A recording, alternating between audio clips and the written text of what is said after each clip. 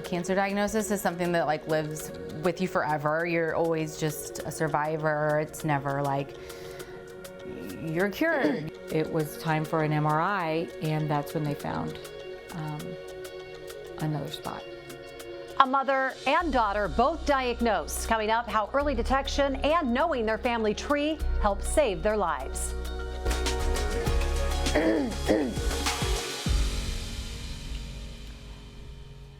Good morning, I'm Jessica Lovell, and welcome to the Morning Medical Update. Libby Sinovic knew her family history.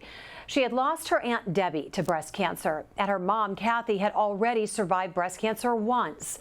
Then in 2019, Kathy's cancer returned, and soon Libby would face her own diagnosis. Here's Janine Keesley.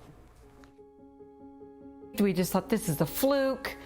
It just happened. When Kathy Ritz's sister Debbie was diagnosed with breast cancer, Kathy, her mother, and her maternal grandmother had all already survived the disease. But when Debbie's cancer metastasized, Kathy was on a mission to find the best doctor to treat her sister. Everyone pointed her to Dr. Fabian at the KU Cancer Center. She's this incredible researcher, and she was always on top of the latest studies, the latest, just everything. And we just knew we just had to be with her. Dr. Fabian took one look at the family history and ran genetic testing and found a mutation of the ATM gene, which could increase a person's chances of developing breast cancer. Kathy started doing preventative screenings every 6 months. When her daughter, Libby Sinovic, turned 30, she too started with the screenings, even though Libby had not done the genetic testing. I knew I needed to do the genetic testing, but I was waiting for the life insurance stuff. I even remember thinking, well, if I have the gene, it's not like I'm going to do anything radical about it. I'm not going to do a preventative double mastectomy or anything like that. Like, it'll just be a knowledge is power type of thing. In June of 2019, Libby got married. She was 32 and ready to start a family. It was the happiest time of her life. But the following month, Kathy was diagnosed for the second time with breast cancer. Thanks to the prevention screening, Kathy's cancer was caught early. In August, Libby went in for her routine screening. So this August appointment happened to be an appointment where I was doing imaging. They did a mammogram and ultrasound because I had extra dense breast tissue, so the ultrasound can be more revealing. And at that appointment, they told me, they had the radiologist come in and say, you know, we did find a lump. Doctors did a biopsy of the lump to be cautious, but Libby was only 32 years old, and she wasn't too worried about it being cancer. Then she got the call. It was awful. I was at work. I'll never forget it. It's life-changing. I mean, I called my husband. Like, it's hard to even say that out loud, you know, because it's just news you were just no one's ever prepared for. Libby and her mother both underwent double mastectomies, and both are doing great. Libby just gave birth to a healthy baby girl, and Kathy is loving being a grandmother to little Josephine. Both women credit their success to the doctors at the KU Cancer Center. Our oncologist, Libby and I both see her, is incredible. She's so compassionate. She's so,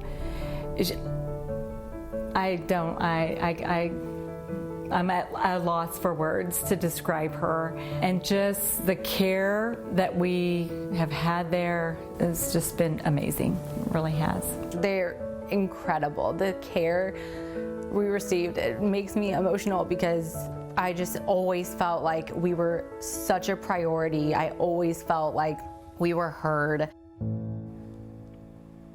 So glad to have both Libby and her mom, Kathy, joining us this morning, along with their medical oncologist, Dr. Lauren Nye. Dr. Nye runs the high-risk breast clinic here at the health system and also specializes in not just treating breast cancer, but managing breast cancer, including prevention, screening, treatment, and survivorship. Kathy, good morning. I want to start with you. We heard in your story that your mother and your grandmother both faced breast cancer. Did you think there was a greater chance you would get it too? Were you always wondering that? Good morning. Honestly, no. My grandmother received the news of her breast cancer in the early 80s. I was in my 20s. So we just thought we took care of it. She was fine. And then in 2000, I was diagnosed, and my mother was diagnosed after me. And then in 2012, when my sister Debbie was diagnosed, that's when we're like, okay, something is very amiss here. So then that's when we chose KU Med and went through all the genetic testing. Yeah, so you came to the Cancer Center, and then you're thinking, of course, your thoughts go to Libby. And Libby, we know that knowledge is power. You were empowered with the knowledge of your family history, but mentally, did you feel a sense of dread, or just that maybe you were on top of it? I always felt like we were on top of it because we were. Starting at the age of 30, I was being seen every 6 months. And at that time, I don't feel like I knew anyone who had been diagnosed so young. When my mom was first diagnosed, she was 40. But at 30, 32, that still didn't seem like a possibility or a potential. Right. And you said your mom being 40. I mean, 40 sounds young. So it's always surprising when we hear people in their 30s and certainly young 30s. Dr. Nye, let's bring you in. And I want to talk more about the ATM gene and the mutation that increases the risk of breast cancer. Talk to us a little bit about the increased risk and what we should know. Good morning. So a lot of people are more familiar with the BRCA or BRCA genes, but there's a handful of genes that can contribute to an individual's risk of breast cancer, and ATM is one of those genes. And that can increase a woman's risk of breast cancer up to 40% or even higher, depending on the variation or variant that we see in an ATM gene. And we're learning more and more about these genetic mutations. And we know that women and men can be at risk for cancers if they have an ATM genetic mutation, such as prostate cancer, pancreatic cancer, and maybe even ovarian cancer. But breast cancer is the greatest risk associated with the ATM gene mutation. So Kathy and Libby, you both had double mastectomies. What insight could you share with somebody facing the same surgery or just the decision to get that mastectomy? Libby, we'll start with you. Insight, I would say, you can do it. It's the most daunting thing to be presented with, but, and I remember even thinking when I was faced with that decision, like looking for any reason to not do the full double mastectomy. Like, can't we just do a lumpectomy? Can I just have a single mastectomy, not a bilateral? But the peace of mind that I have now, having done the surgery and feeling that much more confident that my risk of recurrence is lower because of it, I would say it was worth it. It's hard, but you can do it, and it's worth it. Worth it for sure. Kathy, what can you share about your experience? I agree with what Libby said. It physically and mentally, it's hard. It was probably one of the hardest things I've ever done in my life, but I knew that I had to do it. And my sister Kim, who also has the gene, she has not been diagnosed with a breast cancer, but she did choose to have a double mastectomy. And because I remember Dr. Fabian telling her, it's not if you get it, it's when you get it. And we know support is so important during cancer treatment. Libby, let's talk about this. We can see some of your support system in these photos. Tell us who's in them and how important this was to you and how you and your mom leaned on each other. Yeah, our family and circle were just amazing. I know my husband, like, he doesn't physically go through what I was going through, but very much so was in it just as much as me. So his support was incredible. And then friends, I have 3 siblings, so my siblings were there for everything. My parents, of course. We had such a team rallying around us. And my mom's big surgery was a week before mine. So getting to see her do it with such strength gave me that confidence that I could do it. And having seen her go through chemo, 20 years prior when we were younger, that also gave me, the confidence and the strength that I could get through my journey as well. So, I would say our support team couldn't have done it without any of them. Yeah, Kathy, it's certainly not what we think of when it's, we want our daughters to follow in our footsteps. But to know that you could have kind of led the way for Libby, what did that mean for you to be able to be there with her? Well, who wants to be there? You know what I mean? Who wants to go through that with your daughter? But I was, again, I felt like we both learned a lot from each other during this journey. And our family could not have done it without them. Our group of friends, it was an amazing journey. Yeah, you're finding the bright spot in it for sure. Dr. Nye, the ladies had mentioned, and with this gene, it's not a matter of if, but when you get diagnosed. Is that true?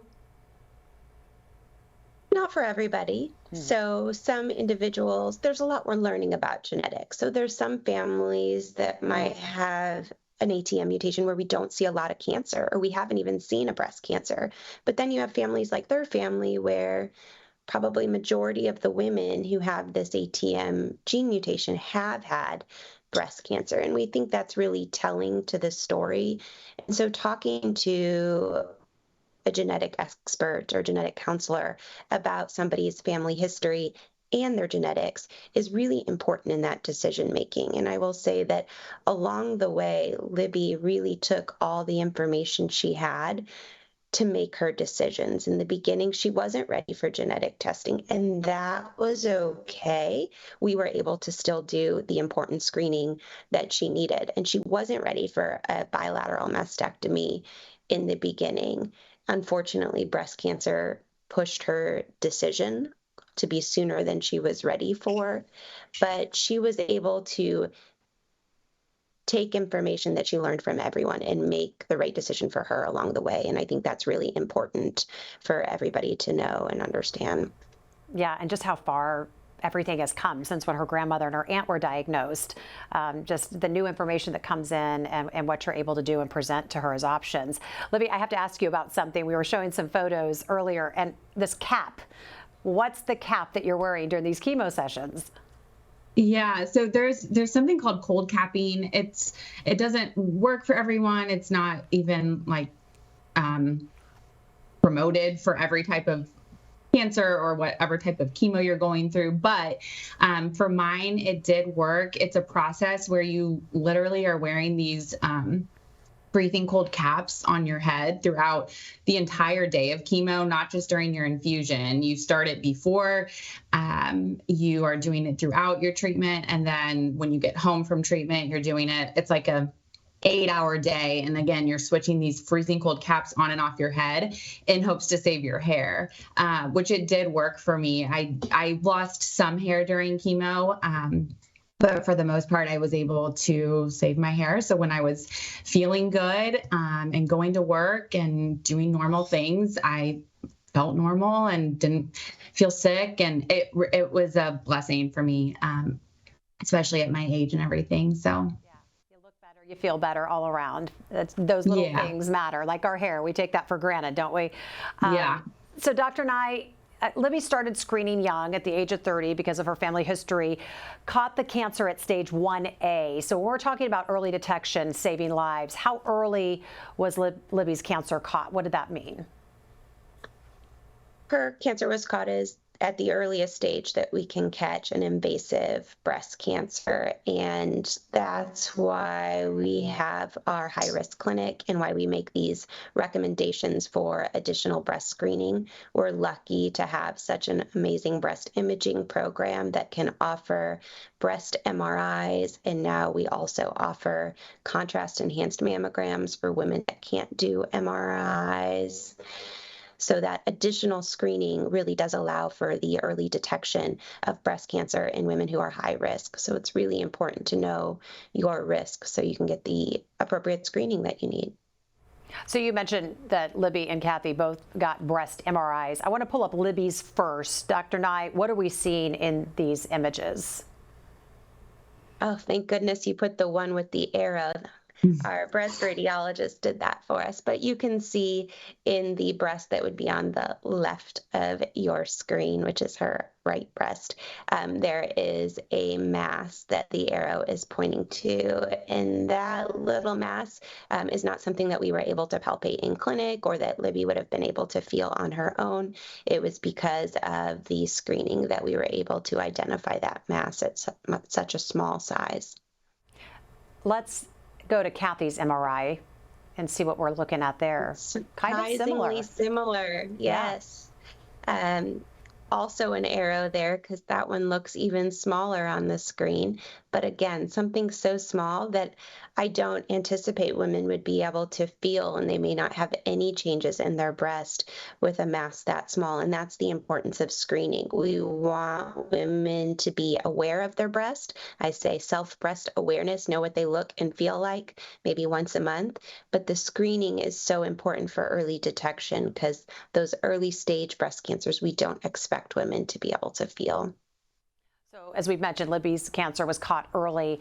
Curious, would a lumpectomy, would that have made sense in her case?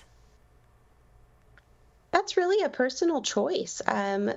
Libby could have considered a lumpectomy, and we talked a lot about that. But Libby was really young, so her chance of getting another breast cancer in her lifetime is about 0.5% per year after you're diagnosed with breast cancer. So if you're diagnosed at 30 and you're going to live till 80, that's a 25% chance of being diagnosed with a brand new breast cancer again in your lifetime. And Libby was really thinking about her future and building a family, and that wasn't something that she really wanted to take on again, and she had the opportunity to consider that bilateral mastectomy, which, as you heard, was not an easy decision. It's not, yeah, but she's in life for the long haul, so that makes sense. The younger you are, the more years you have to be thinking about. So on that note, Libby, we're actually having you back on the show a week from today to speak specifically about how fertility played a part in your treatment, and I'm sure this is beautiful baby Josephine, already getting spoiled, I'm sure, certainly by Grandma Kathy. We're going to look really forward to that conversation. Just an interesting part of a cancer diagnosis when we're talking about a young patient. So Kathy, you see Josephine here in these images. Just what are your hopes for your granddaughter, knowing your family history and what has gone before you and what lies ahead? Well, my hope for that sweet little baby is a long and meaningful life, and that she's takes the advice of her smart mama here and just knows who she is, knows her body, realizes that knowledge is power. That's kind of our mantra. And my hope is that she's just like this girl right here. So Dr. Nye, so for Josephine, when does her screenings need to start? What does her future look like as far as catching anything early or not having it at all? What can she do? I'm sure you'll learn more in the upcoming session about oncofertility, but there are some exciting ways to go through fertility and screen out genetic mutations. Not everybody's comfortable with that plan, or not everybody has that opportunity, depending on how many eggs they were able to form. But typically, just like Libby was, 32 when you were diagnosed. And so that means that between 22 and 25, I would want to see Josephine in clinic. And hopefully I'll still be doing this and see Josephine in clinic. And we'll talk about her individualized risk of breast cancer based on that family history, because genetic is just one component of that. And we'll talk about the screening recommendations that we'll have 20 years from now. Yeah, exciting things that lie ahead. Be sure to ask your questions. You can use the chat on YouTube or Facebook. You can tweet us or email the Medical News Network. Info is right there on your screen. Let's get a check in with Dr. Dana Hawkinson this morning. How are you? Hi, doing good. Hi. Doing good. COVID count. Yeah, I think we have 14 this week. We had a couple in the ICU, but we did not have any on the ventilator, so that is good. So that the cases, number of active cases dropped this week compared to the last couple weeks, and that's good news as well. Also, really not seeing any RSV or influenza in the hospital at this time either. All right, let's talk mosquitoes. So we talk a lot about West Nile cases in Kansas from time to time, and now further south, the state of Arkansas has reported a case of locally acquired malaria, meaning that they did not get this on a trip overseas. Yeah. So, Hawk, we don't want to cause any unnecessary concern. So 2 questions for you. How concerning is malaria for you as an infectious disease expert, and how concerned should just the average person like the rest of us be? Yeah, I mean, as an infectious disease expert, I'm concerned because we really eliminated malaria from the United States in the 1950s. But now, in 2003, we had a couple of cases in the United States that were locally acquired, and now we've had several case reports and series of cases. There were some in Florida, some in Texas. There was one in Maryland recently, and then now this. So it is concerning. I think it's one more thing that certainly we need to look at when we see sick patients in the hospital, and physicians need to keep that in their differential diagnosis if patients come to you with acute illness. Overall, as the general public, again, I don't think there needs to be fear involved. Just remember, if you're going outside, especially in the evening times, it is very important to wear bug spray with DEET in it to really help prevent those mosquitoes from biting you. There should not be a large cause for alarm, but just be smart when you're going out and being outdoors and doing things in nature. All right, Hawk, thanks so much.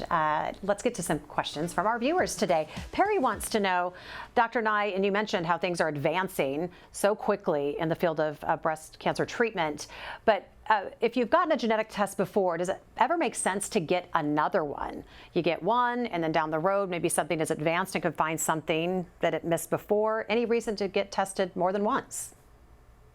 Absolutely. Our genetic counselors at the KU Cancer Center typically recommend checking back in with your genetic counselor every few years, especially if you were not found to have a genetic mutation or variant that explained your family history, because we're learning more about genetics. So 10 years ago, we weren't testing everybody for the ATM gene mutation in our genetic testing panels like we are today. So 10 years from now, there may be other genes that we're looking at that we didn't know about. Okay, Yen has a question. Dr. Nye, many women find breast imaging examinations to be painful. Are there newer machines in the U.S. now making that experience a little bit more comfortable? I think our breast imaging is always trying to improve the experience for women. Of course, we don't want women to be fearful of their mammograms. We also want to make sure we get the best images. I would recommend avoiding caffeine before your mammogram. That can make your breast more tender. You can take a Tylenol if it's okay with your primary care doctor to try and decrease some of the pain. But it's quick, it's easy, it's a little bit of pressure, but the most important thing is getting those best images we can. Jen has a question for Kathy and Libby. How does your follow-up care look like? What does that look like? I still see Dr. Nye frequently, just because the past couple years I have been on my fertility journey. And so with pregnancy and all of that, she's just keeping an extra close watch on me. I think I'll see her again in January, and then we're going to move to more of a see her every 6 months as opposed to every 3 or 4 months that I'm doing now. And because of the type of breast cancer I had, I'm on an anti-hormone regimen. So I am at the cancer center every month for a shot, and I take an oral medication every day. Kathy? I see Dr. Nye every 6 months, and next year is 5 years for me from this diagnosis. So, and I also take an oral anti-hormone. So it'll be interesting to see what year 5 brings. That's really good news, though. Glad you both are doing well and staying up on your health. Question for Dr. Nye. This is going to be the last one. It's from Lisa. This was a hot topic I don't know, maybe a decade or more ago. We all remember when Angelina Jolie got her double mastectomy as prevention before she ever had cancer. Of course, her mother had died of cancer and she was at higher risk. So Dr. Nye, as a medical expert, how do you feel about this idea of removing breasts before cancer even appears? Is this a go-to option, or what else needs to be thought about? I think, as we saw here, that's a really personalized option and opportunity. I think the Angelina Jolie effect, as we call it, did great things for genetic awareness and really moved things forward in terms of knowledge in the community about genetics. The bilateral mastectomy or risk-reducing mastectomy isn't the right choice for everybody, but it is something that women with a really high risk of breast cancer could consider. We do need more information on the morbidity or kind of the toxicity from a bilateral mastectomy, and if we're really saving lives with a bilateral mastectomy for some women. But that's why it's really an individualized decision. We need to look at the family history. We need to look at the genetic information. We need to consider the woman's age if she's diagnosed with a breast cancer to really formulate what's the best decision for her. All right, Dr. Nye, I know you have a tight schedule this morning. Before we let you go, what's the big takeaway from our conversation? Know your family history, know your risk of breast cancer, and talk to somebody about what the best screening for you is, because screening leads to early detection and beautiful lives. Thank you so much for your insight today, Dr. Nye. Kathy, Libby, what do you want the takeaway from your story to be? I would echo what Dr. Nye said, just being aware of your family history, being curious about your health, about your family history. It's not the most comfortable thing all the time, but again, the early detection is everything. I mean, it's the reason that we're both where we are today. So even though it can be scary and daunting, just you can do it and face it, and you'll be better for it. Yeah. And you'll get to live a long, beautiful life because of it. Yep. Love on those grandbabies, Kathy. For sure. Absolutely. Ladies, thank you so much for sharing your story. We really appreciate it, and we're so glad you're doing well. A special episode of the Morning Medical Update dedicated to breast cancer will air on KCTV5 and WIBW this coming Tuesday. Here's a preview. Coming up next week. I just was taking a shower, washing, and then I felt a lump. Breast cancer, from diagnosis to treatment and beyond. So many people keep telling me how strong I am, and it's not that I'm trying to be strong, it's just I have 4 kids that need me. Since the moment I was diagnosed, I wanted to get this thing out of me. Specialized doctors working together, improving the odds of survival. Someone you love will live because of this cancer center. Cancer, Choices, Hope, and Science airs this coming Tuesday at 9:30 right here in Kansas City. That's on KCTV5. And then also in the Topeka area, it's on at 9 o'clock in the morning on WIBW. Thanks again to all of our guests today, and thanks to our viewers for being with us as well. Have a great weekend. We'll see you back here Monday. Coming up Monday on the Morning Medical Update. Why make mammograms a chore when they can be a party? I'm Jessica Lovell. On the next Morning Medical Update, we meet a group of friends who turned their yearly breast exams into a girls' road trip. Plus, we learn when and why some women need more than just a mammogram. Monday at 8. Subscribe to our Morning Medical Update and Open Mics with Dr. Stites podcast. Now everywhere podcasts are available.